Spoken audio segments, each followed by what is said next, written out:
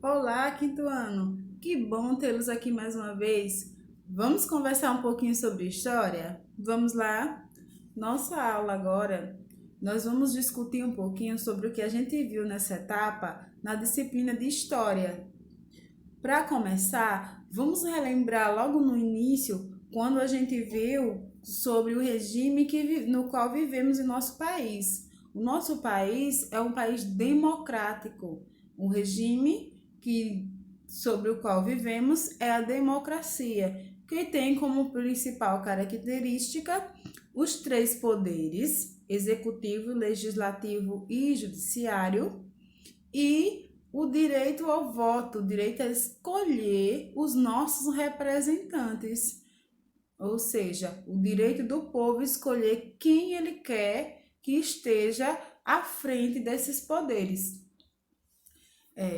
Em sequência, nós vimos também os nossos direitos e deveres e percebemos que esses têm uma relação particular entre eles.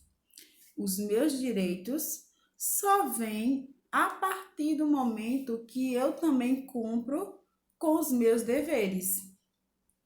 E os meus direitos acabam quando o do outro começa, ou seja, eu não posso passar por cima do outro sem respeitar os direitos dele também.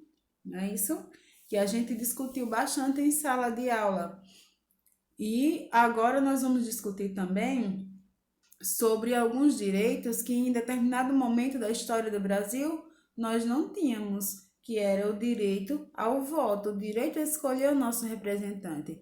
Apesar de ser um país democrático, o Brasil já viveu períodos de ditadura, onde as pessoas eram, de certa forma, dominadas pelo regime cívico-militar, que ditava as regras no nosso país, ditava os nossos direitos e deveres, e também o direito ao voto foi reprimido, ou seja, aqueles que estavam no poder não foram eleitos pelos cidadãos, tá? Que isso é uma característica das ditaduras. Quem está lá no poder geralmente não foi eleito de forma democrática pelo povo. Então, vamos falar de um movimento político ocorrido no Brasil nessa luta pela redemocratização do país, que foi o movimento Direta Já, tá?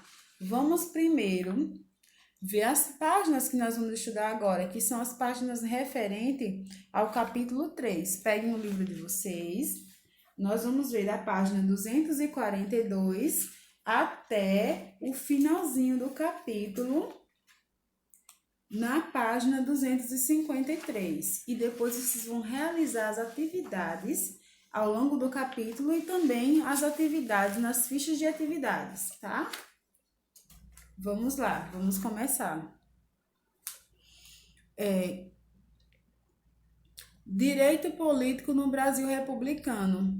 Um desses principais direitos que nos foi tirado, além de algumas pessoas também terem sofrido sanções nos seus direitos de ir e vir, foi o direito ao voto. Como eu tinha falado, as pessoas que estavam no poder não tinham o direito, não foram eleitos pelo povo, elas tomaram o poder. Para iniciar essa discussão, vamos lá nos ícones conversa vai e conversa vem, tá? Eu vou ler aqui e vocês acompanhem no livro de vocês, na página 242. Você já conhece o que são direitos humanos? A gente conversou sobre os direitos humanos, tá? Entre os direitos estão direitos políticos, além do direito ao voto. Quais outros direitos são necessários para o exercício da cidadania?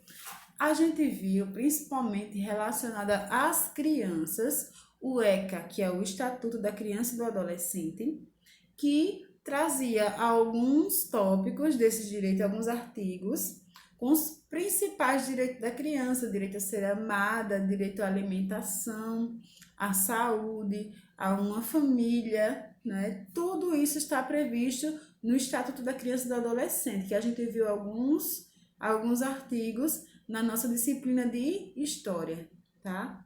E a gente viu também que o direito é algo natural do ser humano. Direitos humanos é algo natural, que o ser humano já nasce com ele, ou seja, segundo a Declaração dos Direitos dos Seres Humanos, nós já nascemos com esses direitos.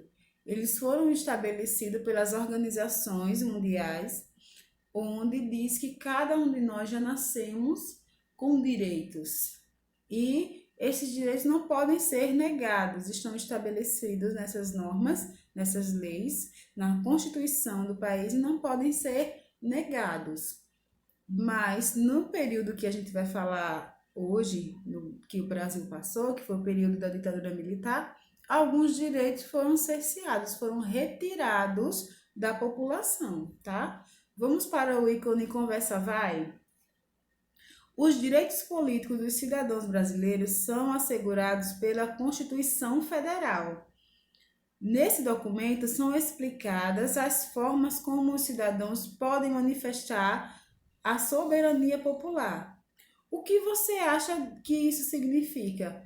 Escrevam aí nessas linhas o que vocês acham que é essa soberania popular. Que direitos são esses que nos garantem? Vamos escrever lá? Pensem direitinho aí. E agora nós vamos falar sobre cidadania, tá? A gente falou nas aulas passadas sobre sociedade, que ficou bastante claro que era um grupo de pessoas vivendo em determinadas normas, em determinado lugar, com determinada cultura. Isso estabelecia o que era uma sociedade. E agora nós vamos pensar um pouco sobre o que é cidadania, tá? Então, nós já falamos sobre os ícones, conversa vai, conversa vem, e agora nós vamos falar sobre o que é cidadania. A cidadania é exercida em diferentes países. Veja só, cada país tem as suas normas, tem as suas leis, tem o seu regime próprio. Aqui no Brasil é de uma forma, na China é de outra, na Rússia é outra forma, outra forma de cidadania, porque eles têm outra cultura, outras formas de ver o mundo, têm outros direitos e deveres estabelecidos nas leis de cada país. E agora o questionamento: cidadania é só direito ao voto? Será que é só isso? Então, o que é mesmo cidadania? Vamos ler um pouquinho o trecho do nosso livro na página 243. A cidadania existe quando cumprimos nossos deveres e temos nossos direitos garantidos.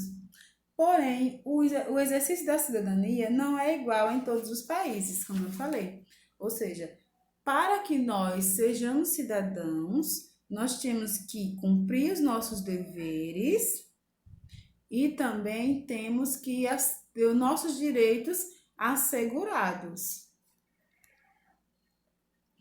Então, agora vamos falar sobre o movimento Direta Já. Nesse período que o Brasil vivia uma ditadura militar, as pessoas não se boa parte das pessoas não se conformava com o que estava acontecendo com o nosso país e queriam sim que o Brasil fosse um país livre, queriam direito ao voto.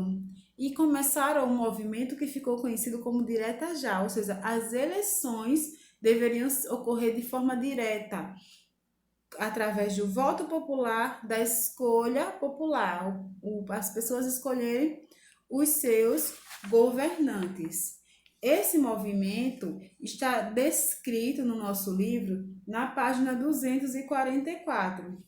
E o ano que aconteceu esses movimentos foi de 1983 e 1984, que era um movimento de retorno à democracia. As pessoas lutavam pelo retorno à democracia no país, tá?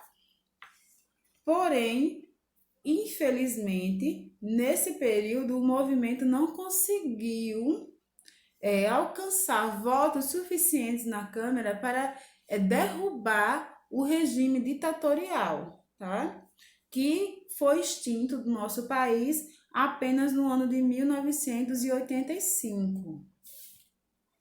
Vamos agora ver essas questões da página 244 até a 245, que vocês vão fazer essa análise junto comigo. Eu vou ajudar vocês e vocês vão responder no livro de vocês, tá certo? Tem um pequeno gráfico, um gráfico de setor, que fala sobre a quantidade de votos que queriam a redemocratização do país. Os votos a favor, os votos contra e os indecisos. Vamos lá. A parte rosa, que é a maior parte do gráfico, é as partes dos deputados que eram a favor da redemocratização do país e que ia ocorrer através da PEC número 5, que é um projeto de emenda constitucional, tá? E aí ele faz uma introduçãozinha que vocês vão ler no livro de vocês, e ele fala também que essa emenda precisava de 2/3 dos votos para poder ser aprovada na Câmara. Só que, o que houve? Nós temos aí no gráfico dizendo que 298 deputados votaram a favor. E esse verdinho mais escuro, que simboliza aí 113, que estavam ausentes, ou seja, não votaram, não estavam na sessão, tá? Essa partezinha cinza, que é uma fatiazinha menor, indica que 65 deputados votaram contra. E o amarelinho, que é só um tracinho bem pequeno, indica os deputados que não votaram. O que é que as questões propõem? Vamos ver aí. Letra A. De acordo com o número apresentado no gráfico, o que a população e os deputados desejavam com a votação da PEC número 5? Explique a sua resposta. É uma questão pessoal e, ao mesmo tempo, eu vou fazer uma pequena análise para vocês poderem responder tranquilamente, ok? Eles queriam, como eu já tinha falado antes, né? A realização de eleições diretas, por isso o movimento Direta Já. Eles queriam a redemocratização do país e eles queriam escolher, que o povo pudesse escolher os seus governantes, votar o direito ao voto, que no momento não era possível no nosso país devido ao regime de ditadura militar que nós vivíamos nesse ano, tá? Letra B. A história nos revela que a PEC número 5 foi rejeitada porque não atingiu a quantidade de votos necessário, mais de 2/3 dos votos. Quantos votos seriam necessários para ela ser aprovada? Vamos lá. Para saber o número total de votos, nós temos que somar todos os números do gráfico. Olha aí um pouquinho de matemática, não é? Somando, nós vamos ter um total de 479. Então, a gente vai ter que arredondar esse número, tá? Porque a gente vai dividi-lo por 3, tá? Não é 2/3 aqui dos votos que ele tinha que ter? Vejam aí na questão.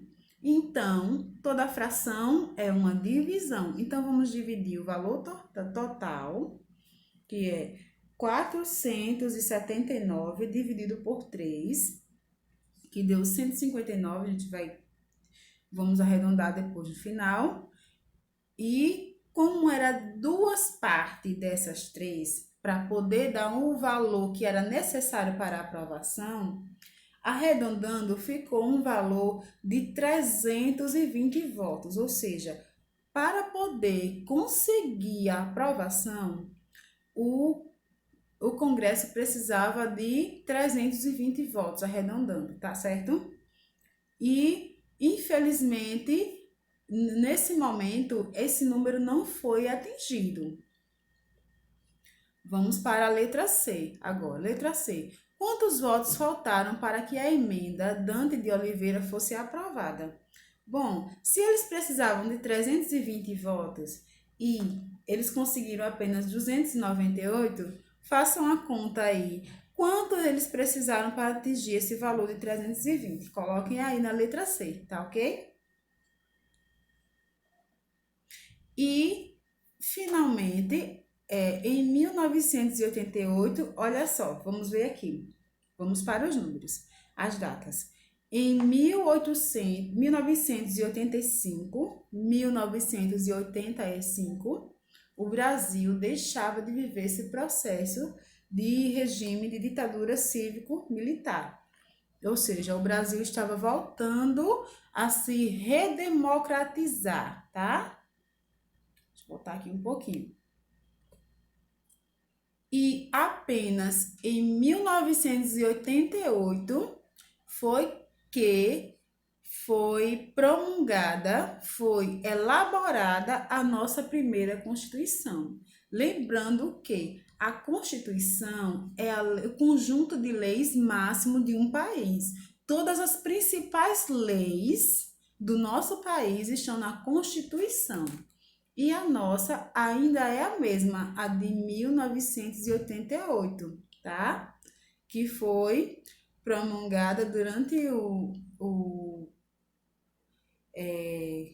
com o regime, o governo, né, a gestão de José Sarney. O primeiro presidente a ser eleito pelo povo, depois que acabou a ditadura militar, foi o Tancredo Neves, só que ele morreu no mesmo ano que ele foi eleito. Então, o vice dele assumiu, que foi José Sarney, que foi o nosso primeiro, ficou como sendo o presidente durante esse processo que o Brasil, de redemocratização do Brasil. E foi nesse governo que foi feita a nossa Constituição, que usamos até hoje, ok? Vamos prosseguir. Para finalizar, eu preciso que vocês façam essas atividades da página 246 a 247, tá? Tirem uma foto, mandem para mim. Qualquer dúvida, podem perguntar, tá ok? Tchau, até a próxima. Beijo!